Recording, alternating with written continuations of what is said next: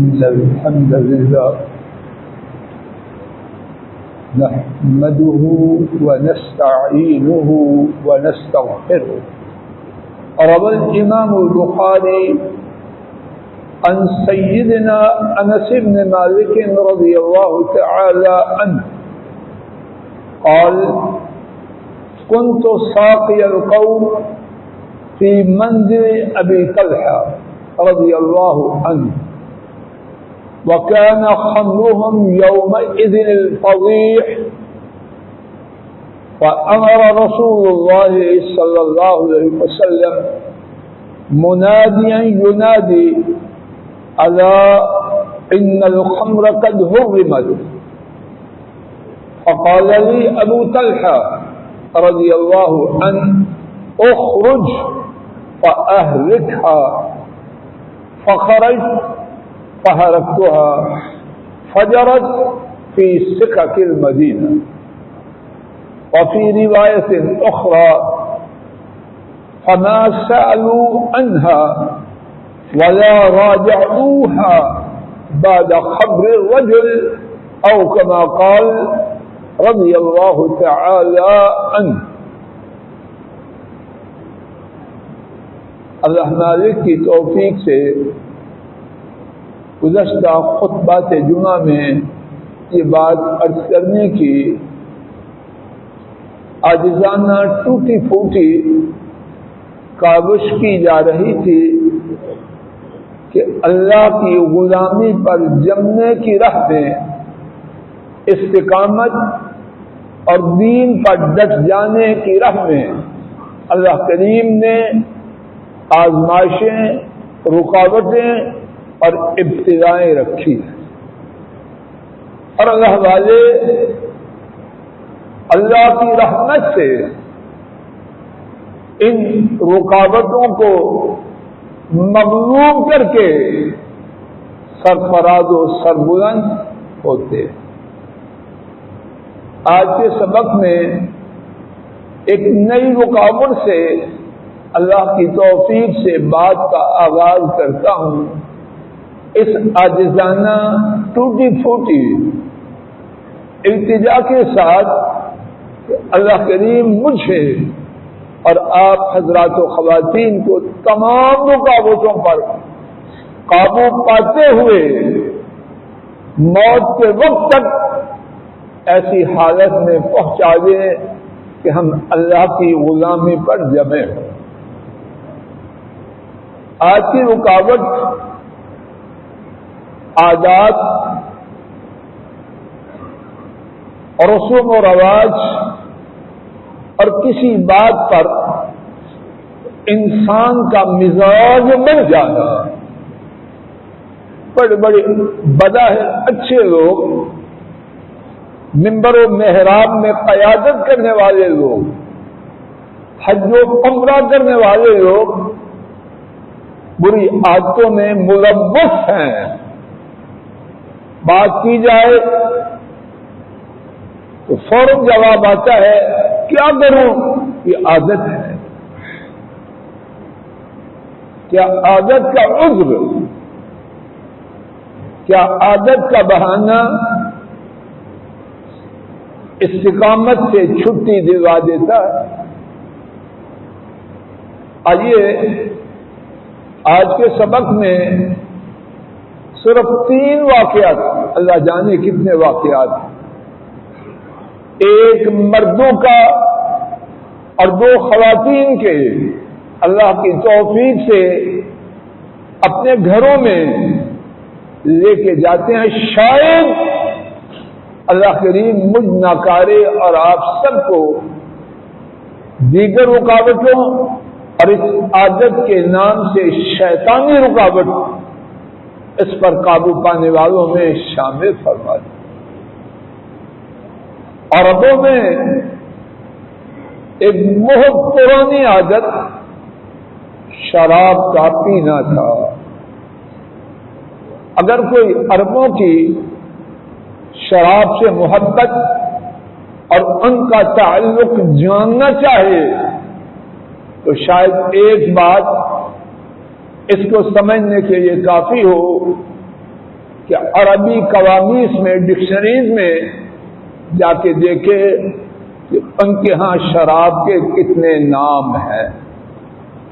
گھر میں کوئی بچہ پیارا ہو، دادی نے کچھ اور نام رکھا ہے، نانی کسی اور نام سے پکارتی ہے، ماں باپ کچھ اور نام دیتے ہیں۔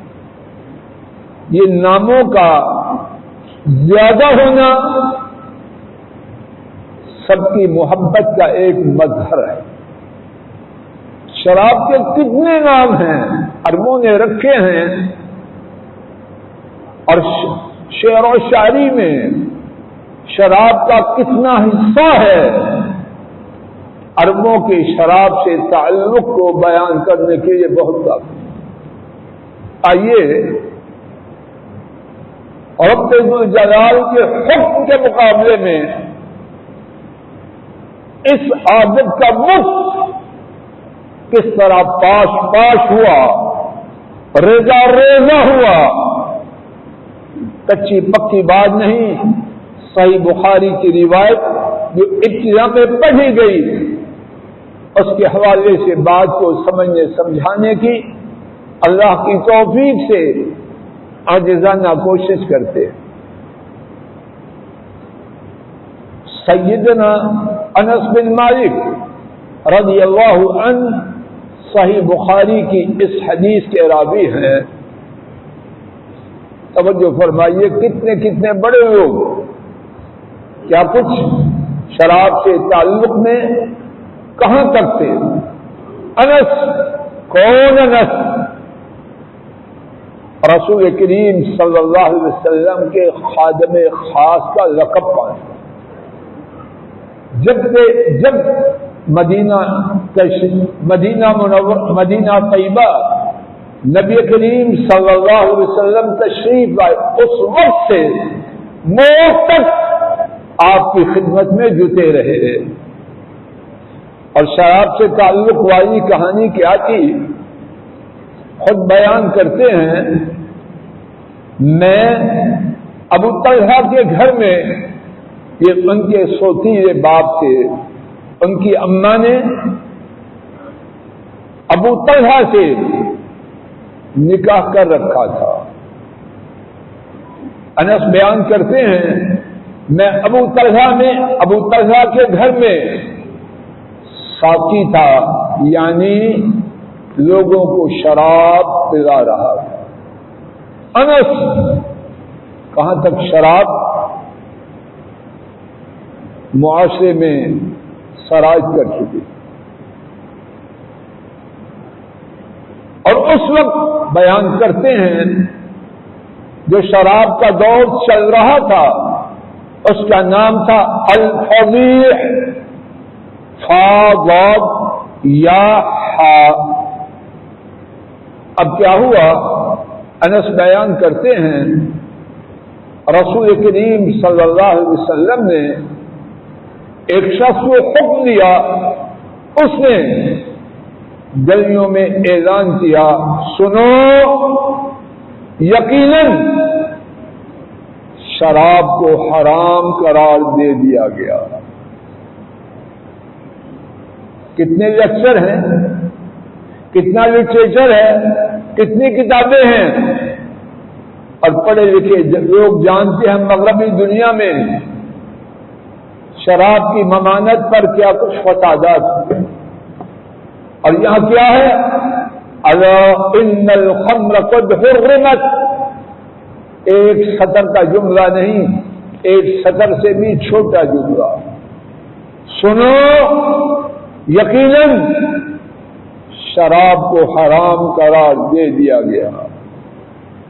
کیا ہوا، میزبان ابو طلحہ جن کے گھر میں مہمان شراب پی رہے ہیں، اور انس ان کے سوتیلے بیٹے وہ شراب تقسیم کر رہے ہیں،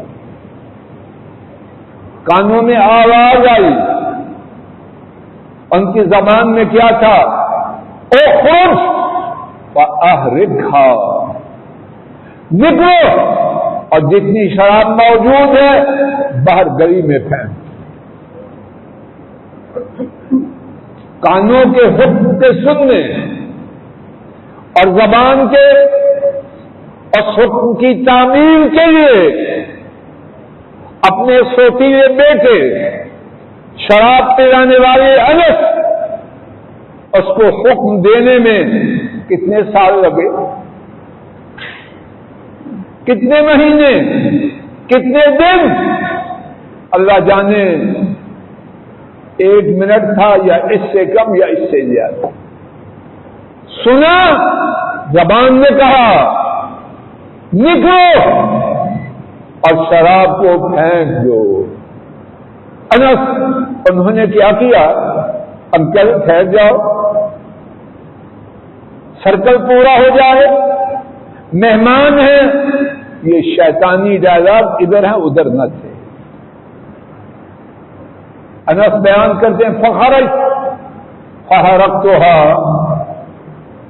میں گلی میں نکلا اور جتنی شراب موجود تھی میں نے وہ ساری کی ساری گلی میں پھینک دی۔ بس یہ ایک عمدے کی کیفیت تھی یا کیا تھا؟ صحیح بخاری میں ہے، سیدنا انس رضی اللہ عنہ بیان کرتے ہیں فجرت فی سقاق المدینہ، شراب مدینہ کی گلیوں میں جاری ہو گئی، یعنی گلیوں میں شراب کا سیلاب آ گیا۔ لمبی مدتوں سے عرب شراب گھروں میں تیاری میں رکھتے تھے کہ جتنی پرانی ہو شاید اس کا نشہ اور زیادہ۔ ساری کی ساری کیا ہوا؟ فجرت فی سقاق مدینہ، مدینہ کی گلیوں میں شراب بہنے لگی، یعنی سیلاب کی طرح گلیوں میں شراب بہنے لگی۔ یہ کیفیت تھی میزبان کی اور مدینہ طیبہ کے باقی کنبوں کی۔ اب سنیے ان کی بات جو پی رہے تھے، ان کا ریئیکشن، ان کا رد عمل کیا تھا؟ دوسری روایت میں ہے فما راجعوها ولا سألوا عنها، انہوں نے اس کے بعد سوال جواب نہیں کیا۔ اللہ نہ کرے خادم یا بچہ کھوتا ہو، کام کو ہو تو آگے سے بات سناتا ہے، ایسے جیسے آپ نے پشتو بولی ہے اور وہ پشتو نہیں جانتا۔ اصل کیا ہوتا ہے؟ کھوتا چاہتا کام نہ کروں۔ وہاں یہ بات تھی فما راجعوها، ان شراب پینے والوں میں کسی میں یہ جرأت نہ تھی کہ اعلان کرنے والے کے پاس جائے اور پوچھے کیا اعلان ہے۔ فما راجعوها ولا سألوا عنها بعد خبر الرجل، منادی کرنے والے کی ندا آ گئی، اب کسی میں یہ جرأت نہ تھی کہ پلٹ کے وہاں جائے یا کوئی سوال کرے۔ کانوں نے سنا، انہوں نے تعبیر کی۔ ہم میں سے کون ہے شریعت کی اس طرح تابعداری کرنے والا، باتیں بنانے ماشاءاللہ ماشاءاللہ تبارک الرحمن، لیکن ماننے والے کدھر ہیں؟ آئیے خواتین کے ایک ہی قسم کے 2 واقعات یا 2 روایات میرے ساتھ سماعت فرم، اور اللہ کے فضل و کرم سے دونوں ثابت شدہ۔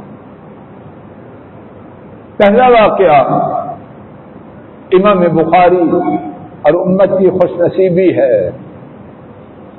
کہ اللہ پاک کے احکامات صرف قرآن کریم میں محفوظ نہیں بلکہ ان احکامات کی سچی تصویر اللہ کریم نے حضرات صحابہ کی قیامت تک کے لیے محفوظ فرما دی۔ امام بخاری خواتین کے اس واقعہ کو روایت کرتے ہیں۔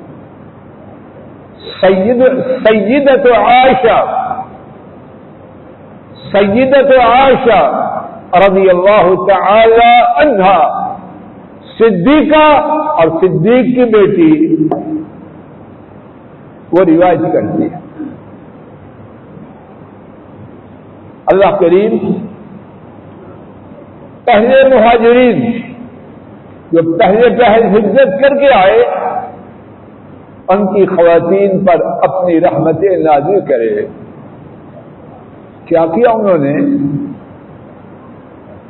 بیان کرتی ہیں، جب قرآن کریم کی سورہ النور کی آیت کریمہ نازل ہوئی، وَلْيَضْرِبْنَ بِخُمُرِهِنَّ عَلَى جُيُوبِهِنَّ،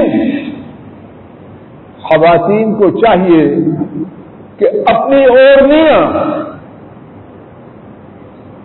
اپنے گروبانوں پر ڈال لیں۔ اما عائشہ بیان کرتی ہیں، جب حکم رب العالمین آیا کہ خواتین اپنی اوڑھنیاں اپنے گریبانوں پر ڈال دیں، تو کیا ہوا؟ اما عائشہ فرماتی ہیں، شققنا مروتہن، خواتین نے، مہاجرین کی عورتوں نے اپنی چادروں کو چیرا، اور سنن نبی داؤد میں ہے، ان کی اوڑھنیوں میں جو سب سے موٹی تھی، کن اوڑھنیوں کو چیرا مجسٹر صاحب؟ جو سب سے موٹی تھی۔ کیسی کیسی شیطان نے چال بازیاں کی ہیں، پردہ بھی ہے اور پردہ بھی سی تھرو، بجائے پردہ کے سفید چہرہ، کالا سیاہ پردہ اور سی تھرو، تاکہ چہرے کا حسن و جمال زیادہ نظر آئے۔ انا للہ و انا الیہ راجعون۔ یہ پردہ والی ہے یا شیطان کی چیزی ہے؟ اللہ ان کو ہدایت دے۔ سنن نبی داؤد کی حدیث، توجہ فرمائیں، سب سے زیادہ موٹی اوڑھنیاں، جج صاحب، سب سے موٹی اوڑھنیاں ان کو چیرا، فاختمرنا بہا، ان موٹی اوڑھنیوں کے ساتھ اپنے چہروں کو ڈھانپ لیا۔ فاختمرنا، حافظ ابن حجر انہوں نے اس حدیث کی شرح میں لکھا، فاختمرنا اس کا معنی یہ ہے غطینا وجوہہن، مہاجرین کی بیویوں نے، عورتوں نے پردے کا حکم آنے پر کیا کیا؟ سب سے موٹی اوڑھنیوں کو چیرا اور اپنے چہروں کو ڈھانپ لیا۔ حکم کے سننے میں اور تعمیر میں کتنے سال لگے، کتنے مہینے صرف ہوئے؟ آج شیطان نے کیا سبق پڑھایا نا، میرا بلڈ پریشر شور کر جاتا ہے، قبر میں تیرا کیا بنے گا، حشر میں کیا کرے گی؟ یہ ہیرا سازیاں کن سے کر رہی، کن سے کر رہی ہو؟ علیم بذات الصدور، سینے کے بھیدوں کو جانتا ہے، وہ تیرے پیدا ہونے سے پہلے تیری چالاکیوں کو جانتے تھے، کیا باتیں بک رہی؟ ساری جھوٹی کہانیاں، اور وہاں کہانیاں نہیں تھی، استقامت تھی۔ اور یہاں ایک بات نوٹ کیجئے، بعض اپنے خیال میں مرید والی کہتے ہیں چہرے کا پردہ نہیں، چہرے کا پردہ نہیں۔ ان عقل والیوں سے پوچھئے، صحابیات، مہاجرین کی گھر والیاں آیات کی تفسیر وہ جانتی تھی یا یہ آپا جی زیادہ جانتی؟ کچھ تو غور کریں۔ بات کرتے ہوئے کچھ، اس کے بعد میں کیا کہوں؟ صحیح بخاری میں ہے، اور ترجمہ میرا نہیں ابن حجر کا ہے۔ 856 میں 852 میں حافظ ابن حجر فوت ہوئے۔ 14 جلدوں میں بخاری شریف کی شرح لکھی، اور عام محدثین کا اتفاق ہے کہ بخاری شریف کی جیسی شرح انہوں نے لکھی نہ ان سے پہلے کسی کی تھی، نہ آج تک کسی کی۔ ان کا ترجمہ آیت کریمہ آئی، مہاجرین کی بیویوں نے اپنی سب سے موٹی اوڑھنیوں کو لیا، ان کو چیرا اور اپنے چہروں کو ڈھانپ لیا۔ ایک اور بات، شاید اس سے کچھ بات مزید واضح ہو جائے۔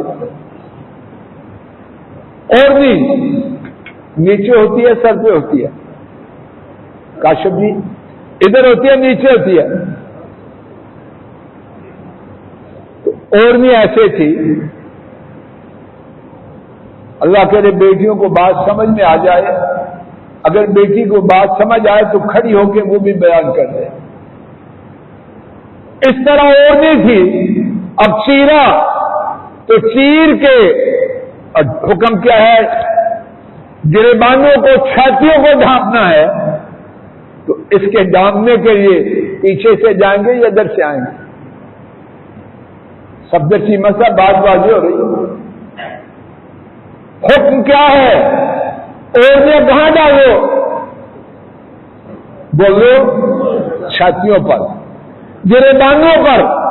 روک یہ ہے یا کوئی اور ہے؟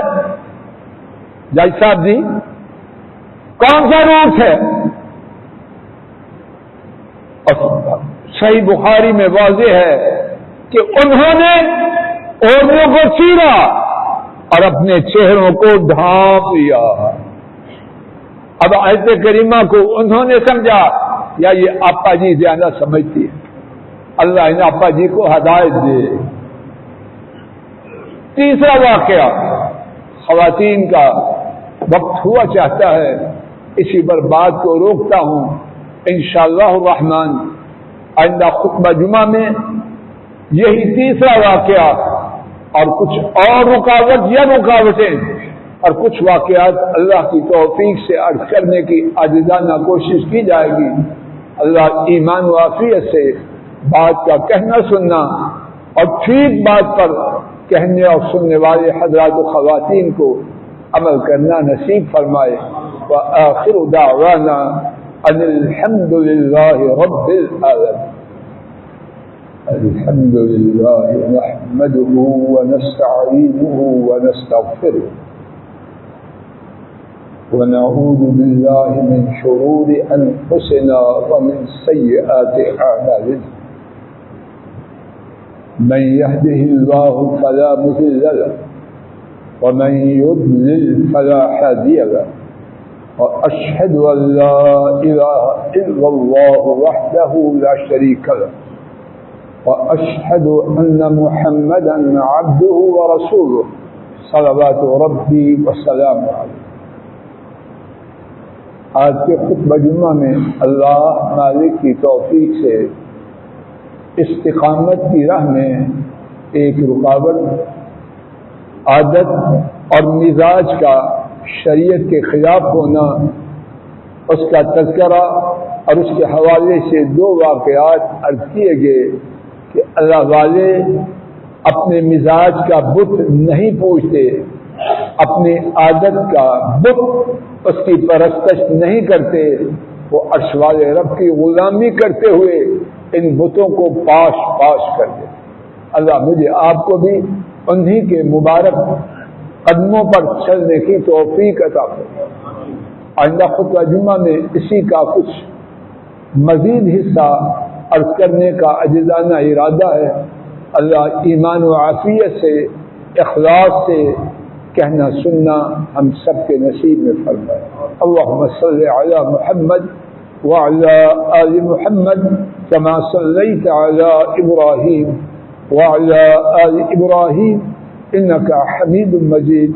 اللهم بارك على محمد وعلى آل محمد كما باركت على إبراهيم وعلى آل إبراهيم إنك حميد مجيد.